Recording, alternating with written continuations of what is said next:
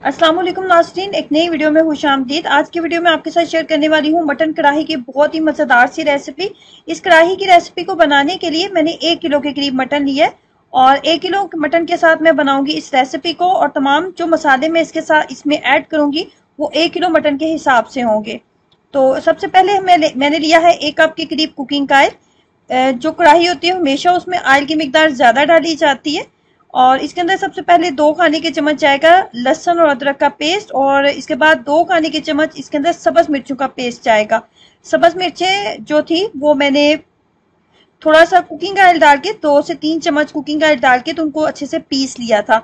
इस तरीके से अगर आप पीस के रखते हैं तो बहुत लंबा अरसा आप इनको फ्रीज कर सकते हैं। मेरे पास तकरीबन काफी मिकदार में सब्ज मिर्चें थी जो खराब हो रही थी, तो मैंने इसी तरीके से तमाम मिर्चों को पीस लिया था। 2 खाने के चम्मच मैंने लिया था सब्ज मिर्चों का पेस्ट, और इसके अलावा 2 खाने के चम्मच लहसुन और अदरक का पेस्ट लेंगे। इसके अंदर तमाम मटन हम ऐड कर देंगे। मटन जो है वो मिक्स मटन इस्तेमाल कर रही हूँ, हड्डी वाला भी है, हड्डी के बगैर वाला भी है, और तमाम मटन इसके अंदर ऐड कर देंगे। उसके बाद फिर हमने करनी है इतनी देर तक इसकी बुनाई कि जो लहसुन अदरक और सब्ज मिर्चें हैं वो भी अच्छे से भुन जाए, और जो मटन है उसके अंदर जो एक महसूस स्मेल होती है ना वो खत्म हो जाए, और मटन का जो कलर है वो टोटली चेंज हो जाना चाहिए।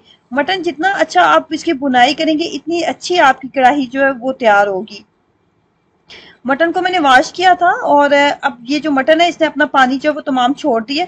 अब यहाँ पे हम ऐड कर देंगे प्याज। 2 दरमियाने साइज के प्याज मैंने ऐड किए हैं, और इसके साथ हम यहाँ पे मसाले भी ऐड कर देंगे। बहुत ज्यादा मसाले मैंने इस कढ़ाई में बिल्कुल भी नहीं डाले, बहुत कम मसालों के साथ ये बनाई जाती है। इसमें सिर्फ नमक जाएगा, आप अपने टेस्ट के अकॉर्डिंग डालें। मैंने तकरीबन 1.5 चाय का चम्मच इसके अंदर नमक ऐड किया था, कम या ज्यादा फिर आप बाद में भी हम ऐड कर सकते हैं।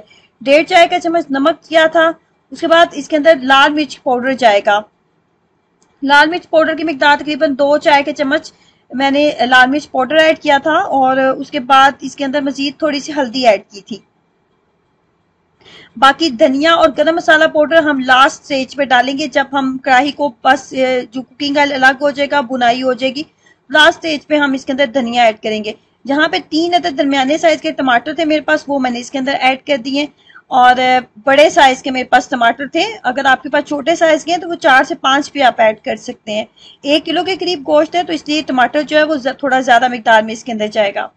अब यहाँ पे इसके अंदर पानी ऐड कर देंगे। मेरे पास गोश्त जो है वो काफी पुराना नहीं है, फ्रीज हुआ गोश्त नहीं था, ये ताजा गोश्त था, तो ये इतने पानी में बहुत अच्छे से कुक हो जाएगा। 30 मिनट के लिए आप इसको प्रेशर कुकर में भी डाल सकते हैं, अदरवाइज आप इसको 1 घंटे के लिए लो फ्लेम के ऊपर रख दें।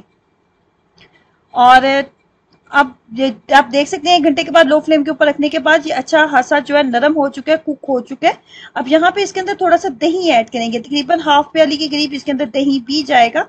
हाफ प्याली दही डालने के बाद इतनी देर तक इसकी बुनाई करेंगे कि पानी जो दही का महसूस पानी है वो खत्म हो जाए, और कुकिंग ऑयल अलग से हमारे पास जो है वो अलग से नजर आने लगे, और दही का जो पानी है वो मुकम्मल तौर पे खुश्क हो जाना चाहिए। फ्लेम को थोड़ा सा हाई कर लेंगे क्योंकि मटन जो है वो बहुत अच्छे से कुक हो चुका था। यहाँ पे इस स्टेज पे हम डालेंगे धनिया पाउडर, तकरीबन 1.5 चाय का चम्मच धनिया पाउडर डाला था।